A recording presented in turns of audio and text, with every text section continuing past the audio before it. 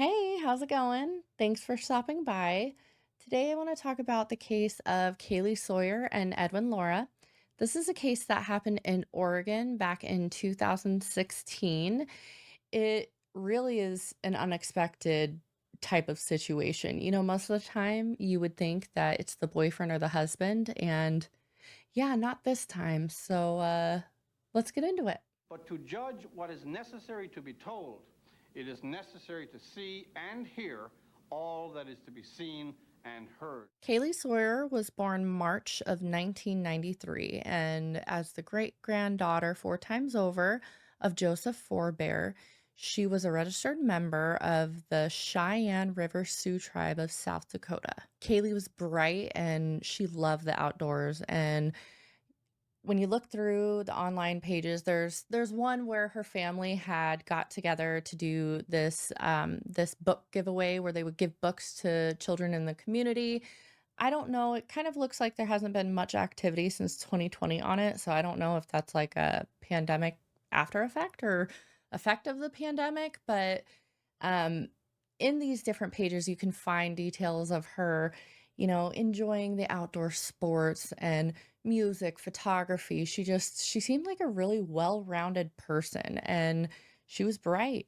I mean, at the time of this incident, she was 23 years old. She was a dental assistant and she was working her way through community college.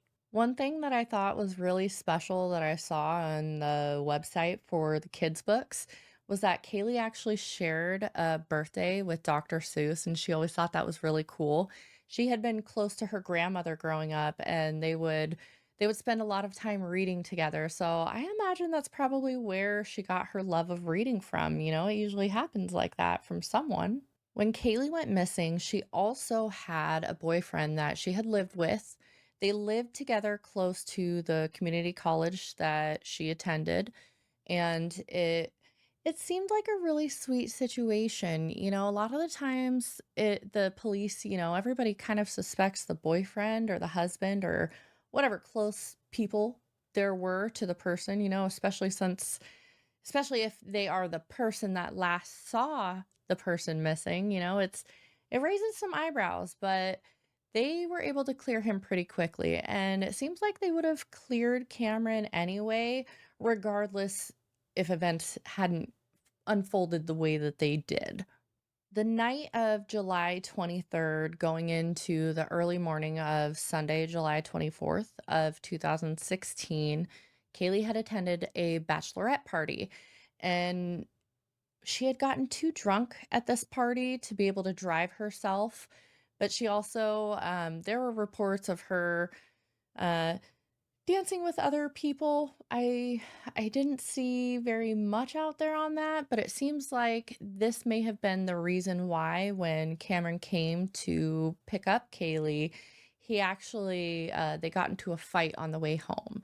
And Cameron goes upstairs. Kaylee decided she wanted to stay in the car, and she didn't want to go inside with him, and he didn't force her. He let her sit out in the car and, you know, get out whatever she needed to get out, have her time to herself. And when he went downstairs to go back and see where she was, she had disappeared. He thought she might have, like went off to a friend's or something. And I mean, that makes sense, go blow off your steam, go vent, do whatever it is that you need to do. Just, be safe. And Cameron, he went to bed after that thinking, probably the most innocently that he could have. And I don't think everybody's mind jumps right away to something like that. I mean, mine does immediately. If somebody's late, if somebody's late when they tell me they're going to be there, or if they don't answer the phone, if I haven't spoken with them for a while, at least by a text message saying, hey, sorry, busy right now, it just makes you worry a little bit, I don't know. But apparently Cameron didn't feel this way. So the next day, Sunday morning, I mean, remember, because we're talking July 23rd to July 24th, Saturday night into Sunday morning, Cameron's calls and texts to Kaylee were not being answered. Knowing that Kaylee was the responsible person that she was, he figured she would get in contact as soon as she had the ability. Maybe her phone was dead or whatever it may have been. But, he figured that she'd get back in contact, but still was kind of nervous, checking around. He ended up calling the police and asking the police what to do. There's a call out there of that. And, him and Kaylee's family, her mom, Julie, they all got together and they tried to, figure out what was going on. Things intensified on Monday, July 25th, because Kaylee, being the responsible person she did not show up for work that day. And she would have called. She was a dental assistant. She took her job seriously and she was working hard to make a good life for herself. So she wouldn't be missing if there wasn't a reason. This is what really kicked everything into overdrive. They started getting worried and looking more. This is where we get into Edwin Lara. Edwin Lara was born in Honduras and he lived in Mexico for a little bit before he immigrated to the United States. He had big aspirations. He wanted to be a police officer, so he attended Central Oregon Community College, the same college that Kaylee attended, and he got an associate degree in criminal justice. Edwin also was a security officer on that same campus. So I mean, he was really looking to do good things. I mean, it seemed, but it's not, you can't judge a book by its cover, right? Like, yeah, Edwin Laura, that's the book here. Edwin also had been married to his wife, Isabel, and she seemed to be a really good force in his life until he couldn't fight the evil anymore. Him and Isabel both aspired to be police officers. Isabel had just actually become a rookie cop at the time. Very nervous. It was a difficult time. Anytime you're going into a new job, it's got to be nerve wracking. But, you know, the way that the police officer schedules work and, you know, meeting the goal before your spouse, when you guys have the same goal, I can imagine might make things awkward sometimes. Maybe there was some resentment on Edwin's part. It's not really ever made very clear what their arguments were, but in her interview, she does talk about how it was kind of stressful around each other. Things were kind of tense at that time. Isabel and Edwin, they also attended church every Sunday, or at least every Sunday they could. I can't imagine that a police officer would always have that day free, but I guess it's possible. So her and Edwin attended church. Their life looked really good on the outside, and you would never suspect it. You would never suspect Edwin to have the darkness that he did because there was a whole other side to him that people would talk about. Edwin had dark fascinations that a lot of people that knew him noticed. First, he really had kind of a weird obsession with corpses. He also really had an affinity for the murderer Angel Ramirez, and Angel was brutal with his crimes. He actually, I'm not going to go too far into him, just say his method of murder that was preferred was really just using whatever he could find at the crime scene and, blunt force trauma, and there you go. He was a MacGyver of serial killers, I suppose you could say. This was just, I don't know, a weird obsession. Like an obsession so much to the point that they found out in the shed when the police did the search of the shed after they got the search warrant for Edwin's house. They actually found an old school project where he had done a whole report on Angel Ramirez. It was interesting. At least I hope it was for a school project. Do you think it was a shrine? I don't know. He seems like the type. He seems like the type to have a shrine. I like to think maybe it was a school project though. Anyway, Edwin also had gotten physical with the fellow cadets at his training center, specifically the female cadets. There's one story about how he had pinned one against the wall and made her talk about the details of her religious beliefs, and I'm not sure why. Um, I hate to think of exactly why, but I guess there are several reasons out there. Whatever it was, like, this guy fucking sucks, right? Can we all agree on that? Um, Somebody that was also in training with them agreed. There was another female cadet that felt like the vibes were just too fucked, wouldn't get in the car with him, nothing. And good for her. Call it out when you see it. And really just like, these things are red flags. It gets even worse because he also, okay, oh, disgusting. So he's married to Isabel, but he also like had whatever on the side, I guess. I don't know. I saw a report out there somewhere that was talking about he would share homemade porn with all of the people that, were at his work. Like he filmed himself and he was sharing that with coworkers.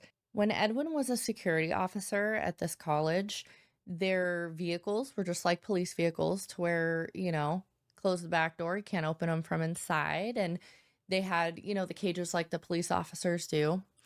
They also had, a belt full of accessories with the pepper spray and whatever, and the uniforms looked really similar to the police in that area. Okay. This is something that really becomes contentious later on. It's like, especially if somebody's drunk, you see somebody that kind of looks like a police officer, maybe you're giving them more trust. At least that was kind of the thought behind what happens later on with that, but we'll get there. Now, Edwin pulled up next to Kaylee as she's walking down the road after her argument that she had with Cameron.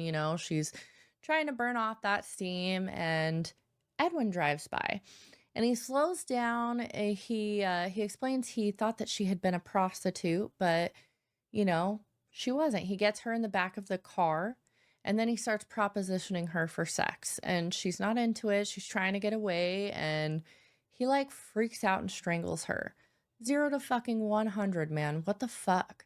Later on, like when he's talking about it, he's like, I just had to make her quiet. Like, shut up, you stupid bitch. Like, what the fuck are you doing? Anyway, Edwin drove her to an abandoned parking lot, something that he knew there would be nobody else around. I mean, we're talking like early, early hours in the morning on July 24th. So really a quiet time outside. Now, when she woke up, he choked her and then he drags her out of the car, the security vehicle, drags her out of it, and he finds a rock and I guess, I don't know, maybe as an homage to Angel Ramirez, he smashes her head with it. Okay? After that, he rapes her. When he is done raping her, he realized that she was still alive. I mean, she was fucking fighting for it, okay? She was fighting to survive this. But when he realized that she was still alive, he went and he got a bigger rock and completed smashing her head with it. So, fuck this guy. This guy really fucking sucks. And it gets worse though, because what he does after that is he puts her somewhere where, he's hoping that nobody will see her, and he takes the work vehicle back to work. He grabs his private vehicle and he takes her and he moves her. Oh, he also gets help from his cousin, but like coerced help. Like, fuck this guy. Seriously. He threatened to call immigration on his cousin if his cousin didn't help him. Like, what the fuck is that? Fuck this guy. Edwin ended up leaving Kaylee in a ravine on the side of the road, and this is where she would be when the police were able to locate her a few days later. Edwin had to tell them where to find her, but he eventually did, and they were able to find her and perform the autopsy. That autopsy that was performed on Kaylee showed the multiple head fractures, multiple skull fractures, showed the signs of the strangulation, and showed the signs of the sexual assault. That is the actual story of what Edwin did to her. But it's not the story that he goes on to say, and it's really not the end of the story of how they caught him. It's kind of the beginning. So let's go back to that Monday. All right, we're going back to Monday, July 25th, and this is the morning where Edwin actually gets connected to everything, because what he does is he goes to his wife Isabel After the weird day on Sunday with the church where he was, acting funny with her, he goes up to her while she's sitting on the couch and he confesses. But his confession is not right. So what he tells her that he hit a girl with his car and then he hid the body. What he does after that is he tells her, and I mean, can you imagine you're sitting down on your day off just watching TV and your spouse comes up to you and is like, "Hey, look, I know the vibes were off yesterday. I know I was like real fucked up. Things were weird, okay, to say the least, but like you need to know it's because I hit a girl and hid her body." Like, what the fuck do you do with that? Especially when you're a police officer? Like, what do you do with that? What the fuck? You know? And I'm sure that was going through her mind. She had to have been like just screaming internally. How do you process that? How fucked up, first of all, for him to murder Kaylee and then like just every other bit of destruction that he did to everybody else that knew him or knew Kaylee, or even people who didn't even know who were just terrified by the events. That's scary. That can really shake up a community. After Edwin tells Isabel that Kaylee's things are out in the shed, then he takes Isabel's gun out of her purse and takes off. Just he goes. He goes all the way to Salem, Oregon, and while he's doing this, Isabel is like, "What the fuck just happened?" Because I mean, right? Like, what the fuck? What she does is she does the right thing. She goes straight to the police and she tells them everything. She tells them everything that he said. Her interview is so heartbreaking.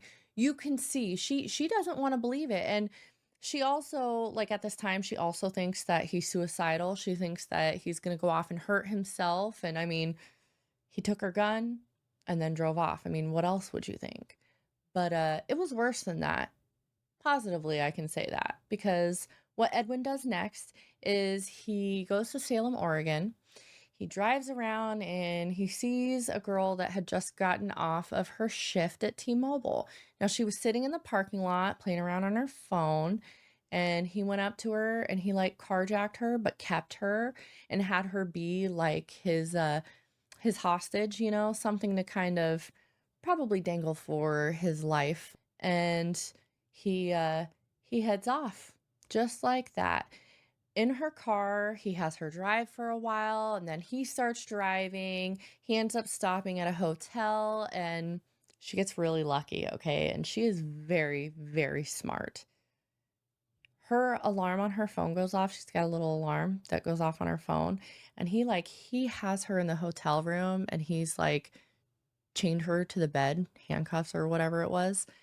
And he's, I think we all know. Let's just say we all know where he was probably headed with this, just based off of what happened with Kaylee. He's like freaking out hearing the alarm, not knowing what's going on. Obviously, he's trying to do probably more sexual abuse to her, let's be honest. And she tells him, "Oh, that that alarm is for my STD medication. I got to take my STD medication." So, I mean, at least there's that. Good for her. That was really smart thinking, and I admire that.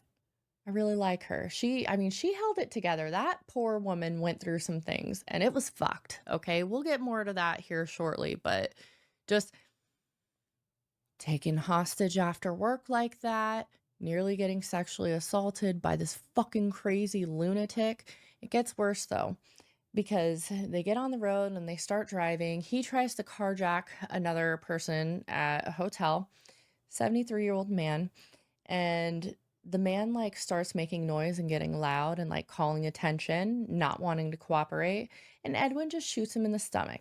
I mean, he survived. He is okay, but like shots in the stomach, that's a serious fucking thing and, a potential another victim. After the unsuccessful carjacking of that man, Edwin ended up finding another person to carjack, a family of three. It was, I think it was a mother or a grandmother and two teenage kids.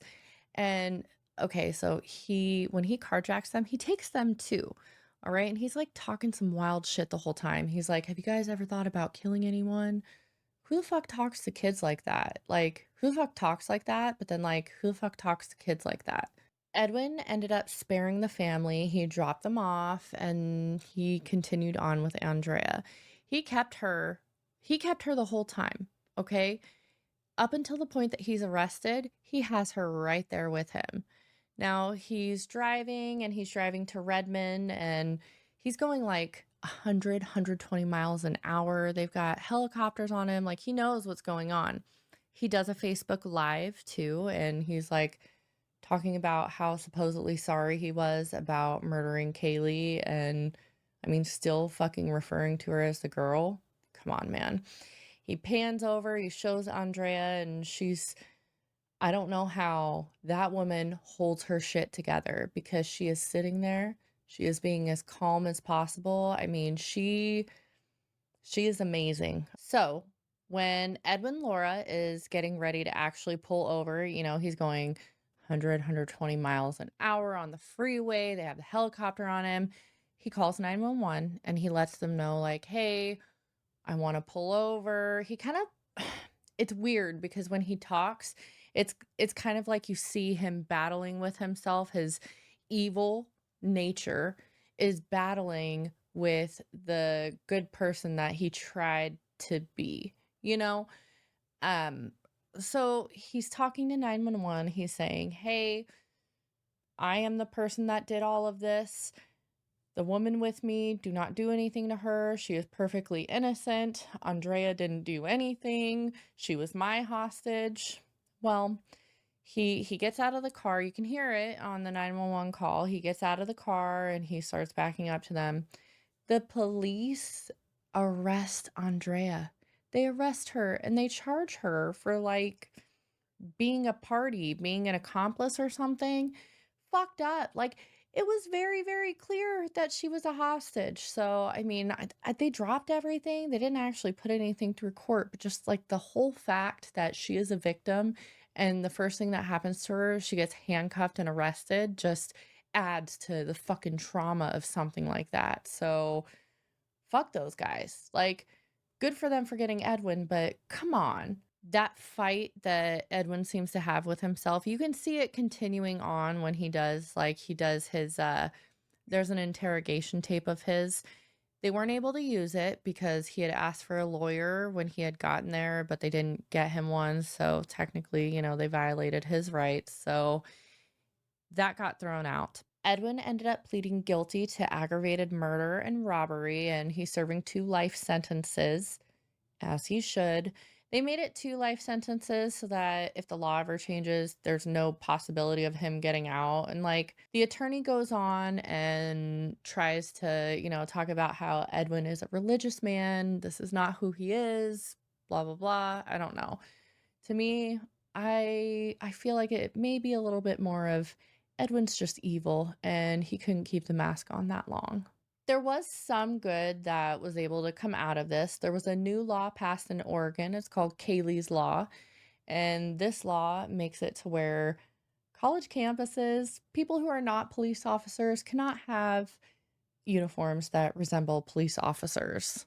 It goes beyond the uniforms, it's also the equipment and the vehicles. Like, it it was too easy to mistake the security guard vehicle and uniform and everything that Edwin had. Too easy to mistake that for an actual real officer, especially I imagine when there may be some drinks involved. So good that that law was there. Ridiculous that any place actually like did that. It's ridiculous that there has to be a law for that, is kind of what I'm going with, because it's weird, right? It's weird. Okay. It's weird to want your security officers to look just like police officers. I don't know. It's weird to me. I'm sure some people it makes sense, but I don't like it. There's another really sad update to this one. I feel so much for Kaylee's family, especially her mother, Julie. In January of 2022, January 8th to be precise, she had a storage locker that had been broken into. Now, she was staying on a trailer on her property. I don't know if she was like renovating her house or whatever was going on, but she had all of her items in her storage and, she didn't think anything of it. But one of the things that she had left in her storage was her purse. And in her purse, she had several things. She had the flash drive that had all the evidence that, I mean, she had borrowed it from the police department. It had all the evidence from the case. Julie also had a heart with Kaylee's ashes in that purse. Now, there were two people on January 8th of 2022 that broke into the storage locker and stole some things. John Vieira and Emily Pickett, they were the ones who had robbed the storage facility. They were on drugs and they were looking to steal to make money, and unfortunately, in that purse, they didn't think anything of the heart with the ashes in it. They also didn't think anything of the flash drive, and they had reported that they had wiped them all with magnets. They were caught, and they were caught in February of 2022, and they had actually let everybody know what they did with that heart. And Julie comes out and she talks about it. She talks about how, I mean, her daughter's ashes are gone forever. She just wishes that she could have that piece of her again, but there's no way to get it back. It it's very heartwarming to see her embrace having her daughter in her heart, but it's infuriating when people steal something like that, shouldn't have been messed with, and then it's gone forever. Some things are just priceless. All right. Well, thanks for stopping by. That's the story of Kaylee Sawyer and Edwin Lara. I appreciate all your support. Make sure that you like and subscribe and do all that stuff. Whatever. Help us grow the channel. Thanks, and I'll see you again.